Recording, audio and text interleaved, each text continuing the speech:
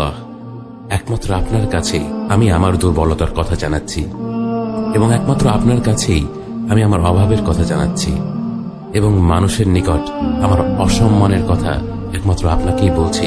হে আরহামার রাহিমিন, আপনিই তো প্রতিটি দুর্বল ব্যক্তির রব, এবং আপনিই আমার রব। আপনি কার কাছে আমাকে ছেড়ে দিলেন?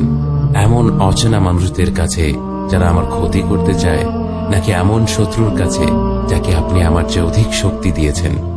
হে আল্লাহ, যদি আপনি আমার উপর রাগ না করে থাকেন তাহলে এর কিছুতে আমার কিছু আসে যায় না, কিন্তু আপনার আশ্রয় পেলে আমার পরিস্থিতি আরেকটু সহনীয় হবে।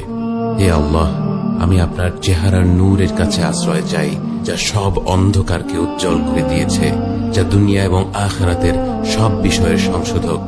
আল্লাহ, আপনার রাগ এবং অসন্তুষ্টি থেকে আমি রেহাই চাই। আল্লাহ, এ সব কাজই শুধু আপনাকে খুশি করার জন্য করা, এবং আপনি ছাড়া কোনো শক্তি নেই, কোনো